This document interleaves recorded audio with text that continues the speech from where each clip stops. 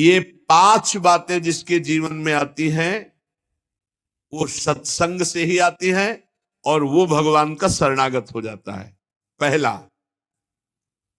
हम श्री प्रियालाल के हैं, प्रभु के हैं, जैसे भी हैं, हमको ये नहीं देखना। बहुत शुद्ध शरणागति के लिए बात है। पहली बात है हम जैसे भी हैं ये स्वीकार करें कि हम प्रियालाल के हैं, हम प्रभु के हैं। अब ये प्रश्न नहीं होना चाहिए कि हम कैसे हैं। आज से हमारा ये प्रश्न खत्म कि हम कैसे हैं। अगर शरणागति के सोपान पर खड़े और अरे भैया बिगड़ी जन्म अनेक की, अब ही सुधरे, आज क्यों नहीं अभी सुधार लेते, अभी सुधर जाएगी आज इसी समय। कौन सी तारीख है? 24। तब तो भी 24 है। आज से बिल्कुल शरणागति पक्की मान लो अपनी, मानने से होगा। अब अपने विषय में प्रश्न हो गए, मैं बहुत नीच हूं, मैं बहुत कामी हूं, मैं बहुत हूं। जब आपको ये बात आवे तो कह देना कि मैं तो समर्पित कर दिया, अब शिकायत की कोई बात ही नहीं रह गई। ये मकान, ये दुकान, ये सब कुछ हम प्रभु को दे दिया। अरे अभी निश्चिंत हो जाओ और विश्वास मानो, भगवान की शरणागति स्वीकार कर लो तो नामे भक्ता प्रणश्यति, पतन नहीं हो सकता। पतन होते हुए भी भगवत प्राप्ति हो जाएगी, मान लो मेरी बात। लेकिन मानोगे नहीं, इसलिए नहीं मानोगे कि हम हैं। ऐसा कैसे हो सकता है? शरणागति में तो ऐसे लक्षण होने चाहिए। मैं शरणागत, अगर तुम्हें क्यों में करना तो भोगो, इसका मतलब अभी और कुछ है, भोगना बाकी है। पहला, अरे मान लो बात, हम प्रभु के थे, प्रभु के हैं, प्रभु के रहेंगे, केवल भूल गए, उसी को जनवा रहे हैं।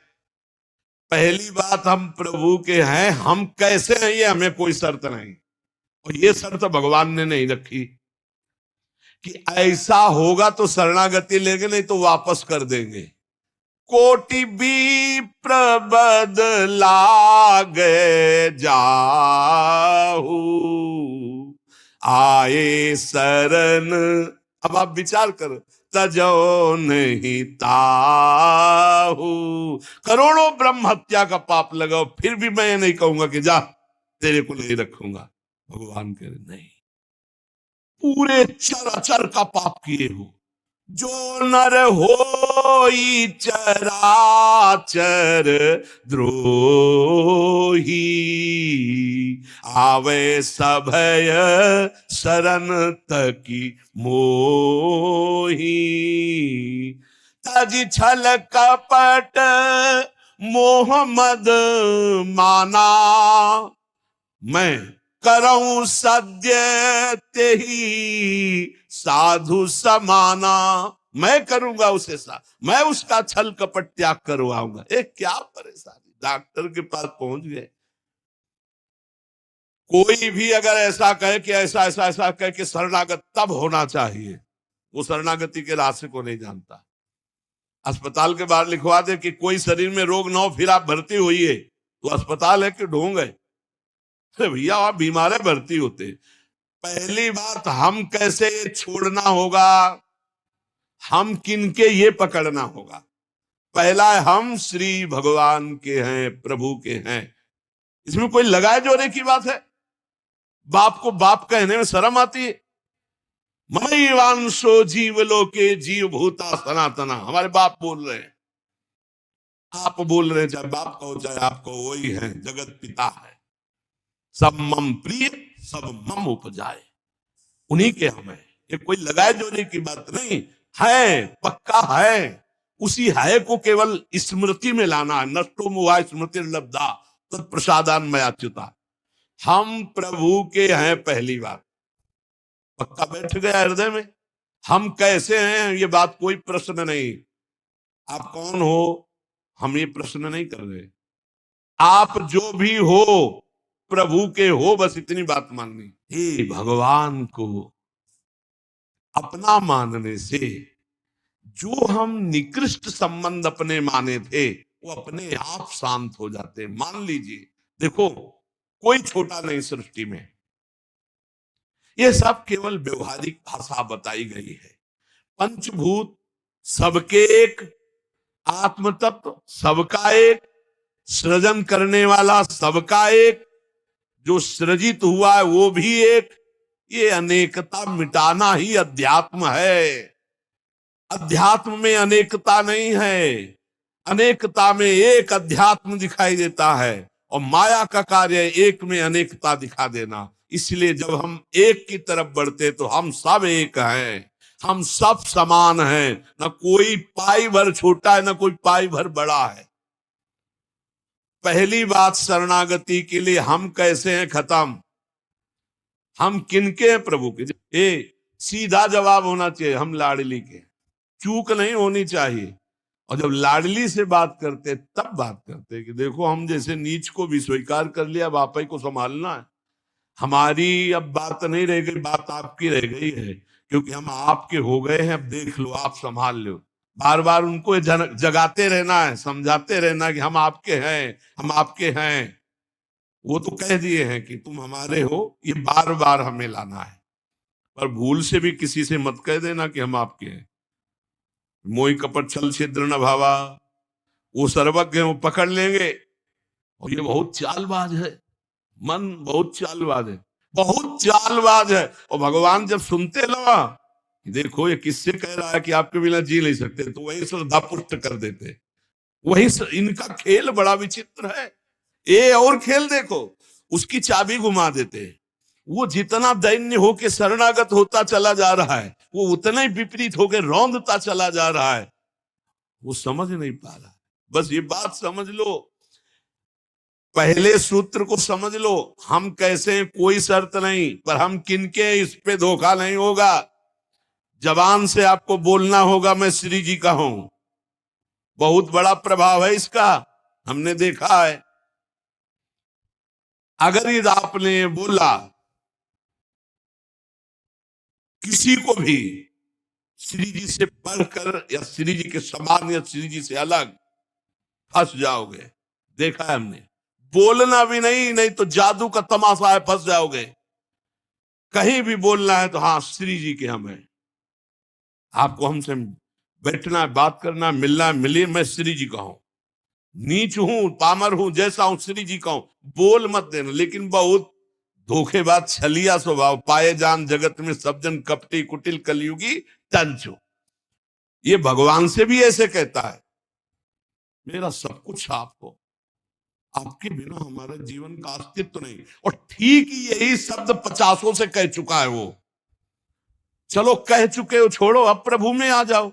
लेकिन अब भी कह रहा है वो, क्योंकि किसी को अपनी तरफ आकृष्ट करने के लिए बोलना होगा ही। भगवान वही जगह सुन रहे हैं। देखो कह रहा था कि प्रभु आपके सिवा कोई नहीं, और यहां क्या बोल रहा है। ठीक है, यही श्रद्धा तुम्हारी हम पुष्ट कर देते। फिर बहुत जो माया का नाटक होता है, फिर झेल नहीं पाता है, और खोपड़ी पकड़ के हे हरि हे लाल, बोले धोखा जबान से भी नहीं, हृदय से तो धोखा नहीं है, हमसे जबान से धोखा हो जाता है। क्योंकि हृदय तो एक बार जो प्रभु के चरणों की तरफ बढ़ा तो बढ़ा, फिर वो वापस नहीं लौटता है। एक बार चल, जबान से भी धोखा नहीं होना चाहिए। रसना कटो जो अन्न रटो, शरणागति में कलंक लग जाएगा, जबान से भी नहीं बोलना आज के बाद।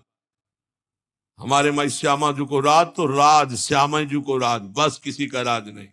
हाँ हम तुमसे दोस्ती करते हैं, हरि संबंध से करते हैं, प्रियालाल के संबंध से करते हैं, बैठो बैठो, न बैठो चले जाओ। हमारे जीवन धन श्री जी हैं, हमारे प्राण धन श्री जी हैं। ये छलिया पर नहीं चलेगा। भगवान कहते हैं मोहि कपट छल छिद्र न भावा। और ये बात बहुत छल भरी होती है हम लोगों की, बड़ा छलिया कपटी है। नहीं तो शरणागति सिद्ध भगवत प्राप्ति है। पहला, हम कैसे हैं इस पर प्रश्न नहीं, हम प्रभु के हैं ये पक्की बात बैठा ले। दूसरा, हमें जहां प्रभु रखे हैं, हम प्रभु के रखे हुए रह रहे हैं, हम हर समय प्रभु के मंदिर में रहते हैं। घर में इसीलिए ठाकुर जी विराजमान कर लो, भावना करो ये घर मेरा नहीं ठाकुर जी का है। इसीलिए जो उत्तम भागवत जन होते हैं अपने घरों के नाम भी लिखा देते हैं, प्रिया निकुंज, विविध प्रकार के श्यामा कुंज, राधा के कुंज, भगवत नामों से संबंधित ये महल है प्रभु का, हम उसमें वास करने वाले सेवक हैं। गृहस्थी में है नाथ सकल संपदा तुम्हारी, मैं सेवक समेत सुत नारी, ये आपका भवन है। हम जहां भी रह रहे प्रभु के रखे रख रहे, जहां भी रह रहे प्रभु के मंदिर में रह रहे, प्रभु के दरबार में रह रहे, प्रभु के साथ रह रहे हर समय। दूसरा सूत्र, क्योंकि कोई जगह ऐसी नहीं प्रभु ना हो, तो हम जहां हैं वहां हमारे प्रभु हमारे साथ है। नाम बाणी जहां श्याम श्यामा तहां। तीसरा यहां ध्यान रखना है, जब हम प्रभु को समर्पित हो जाते हैं तो हमसे पाप कर्म नहीं होते। पाप कर्म होते हैं अहंकार और वासना से। इसलिए जितने भी कर्म हो वो सब भगवान के लिए हो, भगवान को समर्पित हो। जैसे आप नौकरी कर रहे हैं पैसे के लिए, पैसा है परिवार पोषण के लिए, परिवार है भगवान का, तो मूल में आप नौकरी भगवान के लिए कर रहे हैं। समझिए, आप कुछ भी कार्य कीजिए वो लक्ष्य आपका भगवान को समर्पित करना हो, भगवान की सेवा हो, तभी आप शरणागति में। तो जब हमारा लक्ष्य भगवान की सेवा, भगवान को समर्पण करना है, तो हमसे पाप कैसे हो सकते हैं? क्योंकि पाप होते हैं स्वयं भोक्ता भाव से, भगवत भाव से पाप नहीं होते। भगवान के लिए जो कर्म किए जाते हैं उनसे कभी पाप नहीं होते। अपने लिए जो हम सुख वासना भोगने के लिए करते हैं उससे पाप होते। हम जो भी कर्म करें वो भगवान के लिए करें, भगवान को समर्पित करें। चौथा, हम जो भी पाते हैं प्रसाद पाते हैं, सात्विक होना चाहिए, भगवत समर्पित होना चाहिए। जो भगवान को भोग नहीं लगा सकते वो हम कदापि नहीं पा सकते, शरणागत हैं। कुछ लोग कहते हैं हम कंठी बांध लेते हैं, नाम जप करते हैं, पर प्याज लहसुन नहीं छूटता हमसे। तो शरीर छूट जाएगा, प्याज लहसुन की क्या बात है? इंतजार करो, इंतजार करो, शरीर भी छूट जाएगा। प्याज लहसुन तो बहुत छोटी बात है, सब कुछ छूट जाएगा। अरे जीते जी छोड़ दो तो भगवान की प्राप्ति हो जाएगी। ये तमोगुणी है, इसको शास्त्रों ने रोका, संतों ने रोका। मान लो एक जबल जहां कटता है ना वो प्याज, वो क्षेत्र दुर्गंध युक्त हो जाता है। प्याज लहसुन कौन सा ऐसा सुख है कि पता नहीं लोग क्यों नहीं छोड़ पा रहे? प्याज लहसुन मदिरा मांस, इसमें क्या है? एक रसेंद्री की तरफ मान लिया, उस मान्यता को छोड़ो। भगवत मार्ग में चलना है तो अशुद्ध भोजन नहीं, जो हम भगवान को समर्पित नहीं कर सकते वो हम नहीं खा सकते, नहीं खाना चाहिए। जो प्रभु को भोग नहीं लगा सकते वो हम नहीं खा सकते, शरणागत है। ये पक्की बात समझो। अगर ये नियम निर्वाह नहीं करोगे तो बड़ी हानि हो जाएगी, बुद्धि भ्रष्ट हो जाएगी। लेकिन जीव अपनी जबान और जनेन्द्रिय इन दो सुखों में इतना बंधा हुआ है कि वो निपट नहीं पा रहा इससे। शरणागति आपको बचा लेगी, मान लो इस बात को। आज ये नियम ले लो कि जो हम प्रभु को नहीं पा सकते वो हम नहीं पा सकते। बहुत जल्दी निपट जाओगे। संसार समुद्र का जो बंधन है वो बहुत जल्दी कट जाएगा। आप निश्चित समझो, डूबने से बच जाओगे। शुद्ध सात्विक भोग जो प्रभु को अर्पित करते हैं प्रसाद करके ही पाएंगे। आप ऐसी जगह जहां ठाकुर जी प्रगट में नहीं विराजमान, फिर आप कैसे पाओ? तो शुद्ध सात्विक भोग लिया, आंख 1 मिनट एकाग्र किया, सामने प्रभु को देखा, पाओ प्रभु। जय हो श्री राधा वल्लभ लाल की जय, हरिवंश महाप्रभु की जय, गुरुदेव भगवान की जय, सब संतन की जय। हे नाथ भोग आरोगो जय। हृदय में भी जय जय बैठे, हम पवार हैं, वो प्रसाद ही हो जाएगा। पांचवा, हमारे पास जो कुछ भी है वो सब प्रभु का है, मेरा अधिकार नहीं, क्योंकि मैं शरणागत हूं, सब प्रभु का है। ये 5 बातें जो आ गए तो शरणागति आ जाएगी। पहला, हम जैसे भी हैं प्रभु के हैं, केवल प्रभु के हैं। दूसरा, हम जहां भी रहते हैं प्रभु के साथ रहते हैं, प्रभु के मंदिर में रहते हैं, प्रभु के घर में रहते हैं। तीसरा, हम जो भी करते हैं प्रभु के निमित्त करते हैं, प्रभु के लिए करते हैं, प्रभु की प्रसन्नता के लिए करते हैं, प्रभु को समर्पित करने के लिए करते हैं, प्रभुमय होकर करते हैं। चौथा, हम जो भी पाएंगे प्रभु का प्रसाद पाएंगे। पांचवा, हमारे पास जो कुछ भी है वो भगवान का है, इसलिए कभी भी सेवा का अवसर आवे तो उस पे लेत देत मन संक न धरई, बल अनुमान सदा हित करई। किसी के भी हित करने की बात हो तो सोचे नहीं, प्रभु की संपत्ति है, प्रभु की वस्तु है, ऐसा विचार करना चाहिए। ऐसे विचार से हमारी शरणागति पुष्ट होती है। सर्वांग कांति सौंदर्यैरपारैः सर्वमोहिनीं राधा कर्मा कुलतया तत्र तत्र विचालिनीं। कल आपको याद होगा, संपन्न होते समय चार बातें कही थी कि सिद्ध पुरुष में ये चार बातें नहीं होती। पहली बात, उसके हृदय में जीने की इच्छा नहीं रहती। जो भगवत प्राप्त महापुरुष है उसके हृदय में जीने की इच्छा नहीं होती, क्योंकि काम पूर्ण हो गया है, भगवत प्राप्ति हो गई। अब जितने दिन शरीर है उसके जीने की इच्छा नहीं, मरने का भय नहीं। मरने का भय उसे होता है जो शरीर रागी होता है। वो सिद्ध महापुरुष अपना काम कर चुका, अब मरने का भय नहीं रह गया, जीने की इच्छा नहीं रह गई, और ऐसे आनंद में डूबा रहता है कि उसको किसी भोग की चाह नहीं होती। भोग की चाह तब होती है जब शरीर राग होता है, शरीर अहम होता है। जब स्वरूप स्थिति या भगवत साक्षात्कार हो गया तो ऐसा आनंद होता है जिस आनंद की प्राप्ति के बाद कुछ चाह नहीं रह जाती। इसलिए उस महान पुरुष के हृदय में किसी भी तरह की लालसा, कामना, चाहत नहीं रह जाती। और चौथा, किसी से राग नहीं रह जाता, क्योंकि सबके हृदय में विराजमान भगवान का साक्षात्कार हो गया, तो अब उसका किसी से राग नहीं रहता। श्री भगवान कह रहे हैं, संन्यासस्तु महाबाहो दुःखमाप्तुम योगतः योग युक्तो मुनिर्ब्रह्म न चिरेणाधिगच्छति। हे महाबाहो, परंतु ऐसी सिद्धि बिना कर्म योग के नहीं प्राप्त होगी। सांख्य योग से सिद्ध होना कठिन है। मननशील कर्मयोगी शीघ्र ही ब्रह्म पद को, ऐसी दिव्य स्थिति को प्राप्त हो जाता है। ना जीने की इच्छा, न मरने का भय, न किसी भोग की लालसा, और न किसी व्यक्ति से राग। क्यों? सांख्य योग से क्यों कठिनता से प्राप्त होगी? कहने कि राग रहता है कर्तृत्व भाव में, ये सुगमता से मिटता नहीं है।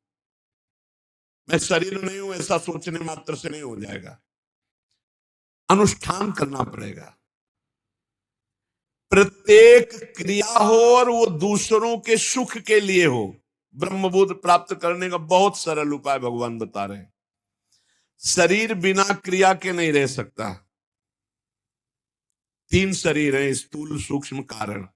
स्थूल को रस्सी से बांध दो तो सूक्ष्म से क्रिया होती रहेगी। कर्मयोग में दूसरों के सुख के लिए क्रिया करना कर्मयोग कहा जाता है। अपने लिए सुख भोग के लिए तो कर्म कहा जाता है।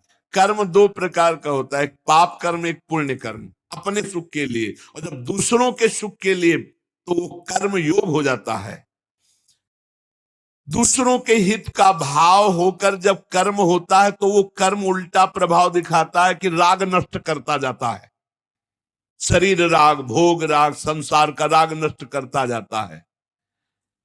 तो बड़ी सुगमता से उसे अपने स्वरूप का बोध हो जाता है।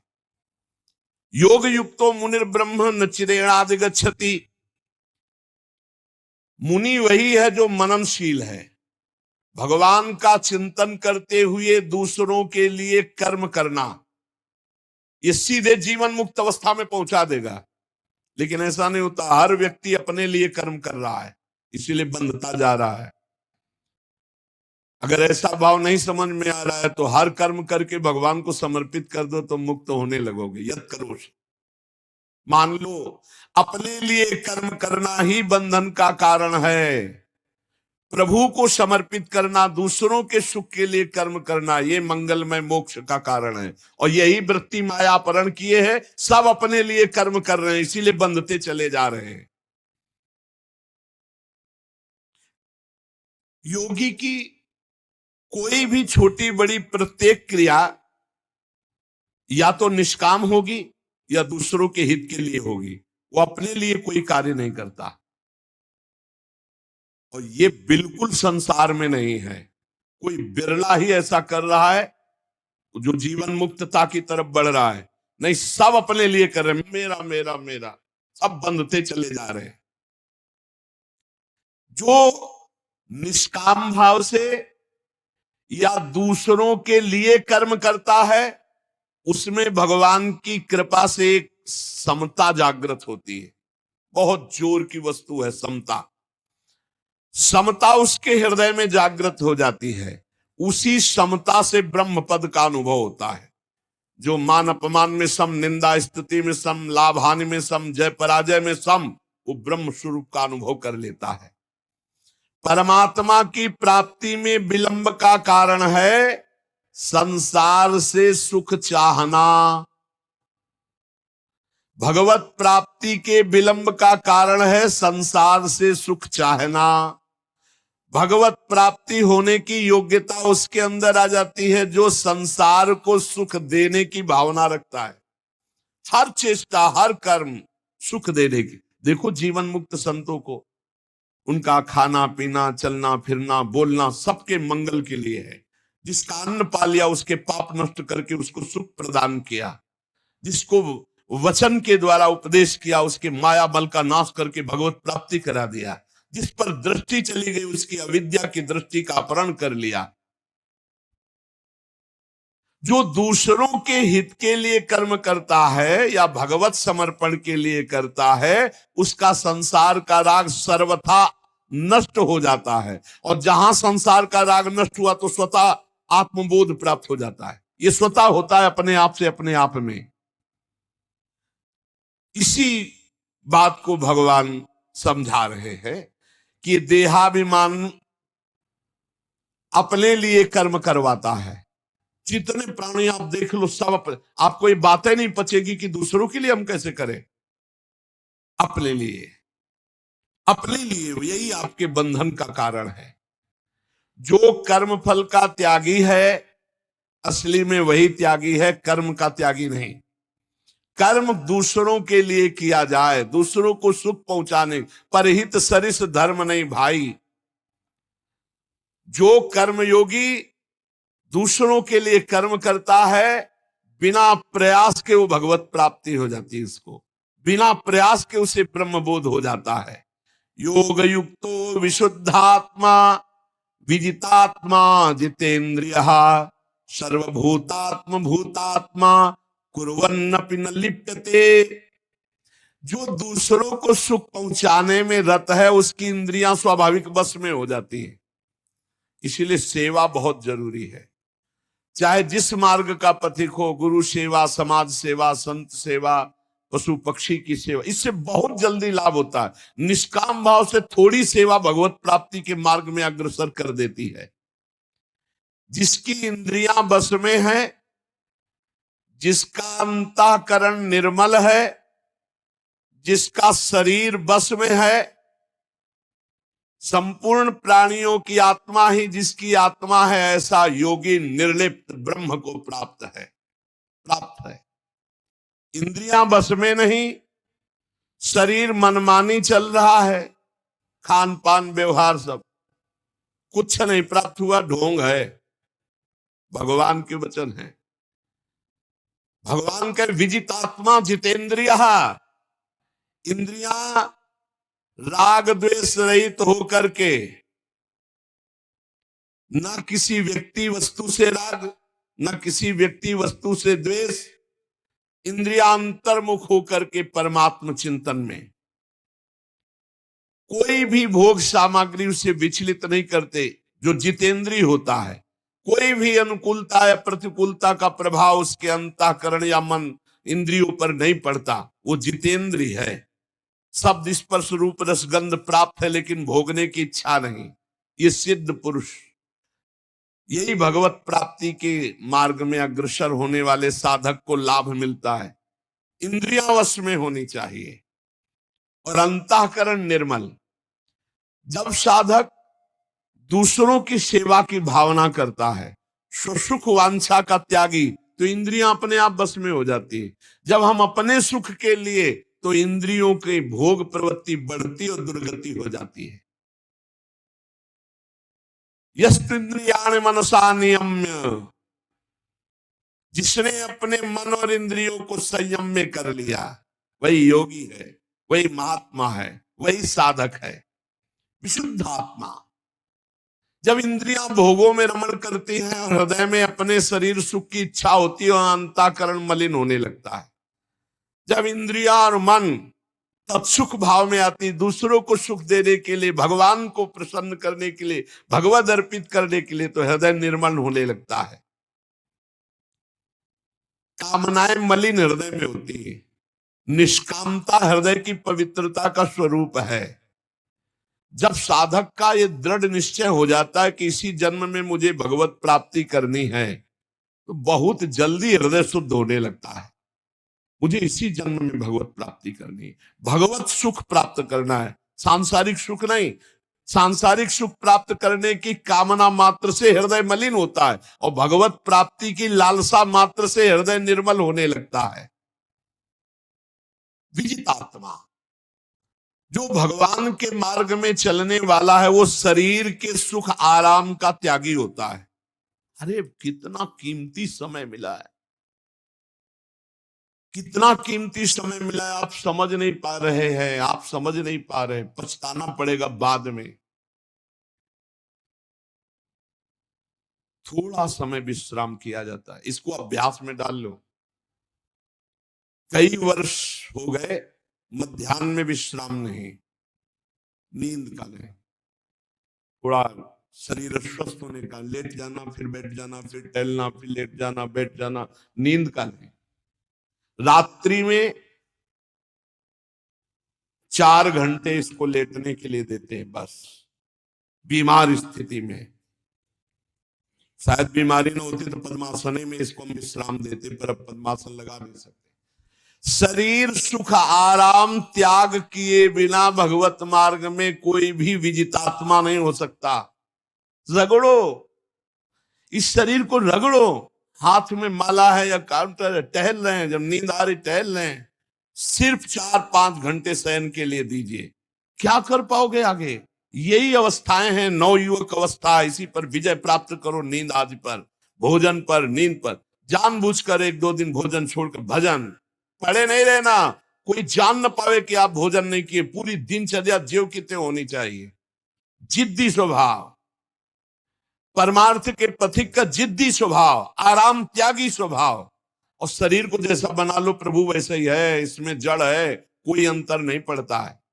रात में सो, दिन में 4 घंटा सोने का अभ्यास बना लो, दिन में सोते रहो। अभ्यास है, चाहे जगने का बना लो चाहे सोने का। आधा आधा कवल रोज बढ़ाते चले जाओ, भोजन आते फैलती चली जाएंगी। आधा आधा कवल रोज कम करते चले जाओ। 24 घंटे में 400 ग्राम अन्न से स्वस्थ शरीर का पोषण हो जाएगा और वो क्रियाशील रहेगा। 400 ग्राम अन्न से काहे को बर्बाद कर रहे हो? आते बढ़ाते चले जा रहे हो, इसको कम करो, कम करो। भोजन 400 ग्राम अन्न से काम चल जाएगा। जिसे भगवत प्राप्ति के बिना आप जिया नहीं जा रहा, तब भगवत प्राप्ति होती। ये शरीर सुख आराम के त्यागने की, हमें बहुत समय बर्बाद मत करो, समय बर्बाद मत। भोजन कर रहे हो, नाम जब चल रहा है, अंदर पद चल रहा है, कोई भी भोग तुम्हें नहीं फंसा सकता यदि भगवान नाम चल रहा है। समझ ही नहीं रहे, भगवान नाम नहीं जब करना, बस मन मानी आचरण करना है। बड़ी भारी आवश्यकता है शरीर सुख आराम के मिटाने की साधक को। जीवन भर इसी में लगे रहे, जीवन भर। जब से इस मार्ग में चले तो इसी पर है। नींद और भूख, 2 पर भारी प्रहार रहा है, नींद और भूख। वो भगवान की कृपा से ऐसा, अब तो बहुत भारी रोग से ग्रसित है। पीछे मुरारी शरण आए और कहा अल्ट्रासाउंड कराने चलना है, डॉक्टर ने बोला है, तो आज कुछ खाना नहीं। हम कहा आज की बात कर रहे हो? 3-4 दिन से कुछ नहीं गया। जब डॉक्टर वहां देखा बोला बाबा पानी पे रहते हो क्या? जो वैसे किया, जानबूझ करके मधुकरी नहीं जाना, 3-4 दिन नहीं पाना। अब देखते हैं भजन कैसे होता है। और यह अभ्यास बचपन से, भूखे रह करके, सर्दी में, गर्मी में, बीमारी में, हर स्थिति में भजन नहीं छूटना, दिनचर्या नहीं छूटने। शयन में जो तुम्हें सुख मिलता है वो तमोगुणी नींद का है। जागृत होकर भजन में अगर समय व्यतीत कर दो, हाँ, जीवन आनंद में। शरीर सुख आराम को नष्ट करने की जरूरत है साधक को। दिन में सोना बंद करो। जो रात्रि में जगते हैं वो सो सकते हैं आधा टाइम, आधा टाइम सोने का टाइम 4 घंटे, तो 2 घंटे विश्राम कर लो। और रात्रि में ऐसी सेवाएं करो कि घंटा 2 घंटा उसमें विश्राम कर लो। 4 घंटे से काम। और जो रात्रि में चैन से सोते हैं दिन में मत सो। दिन में टहलो, माला लो और अपने ही कमरे में टहलो, बंद करके कमरा, अपने ही अंदर टहलो, खूब नाम जप करो, मंत्र जप करो। देखो कैसा आनंद आता है कि अरे तेरा समय जा रहा है, पता नहीं आगे कौन सा रोग आ जाएगा, कौन सी घटना घट जाएगी, तू भजन करने लायक रहे या न रहे। आज भजन कर लेगा तो कल, बता रहे हैं ना, हर समय मन उत्साहित रहता है। तभी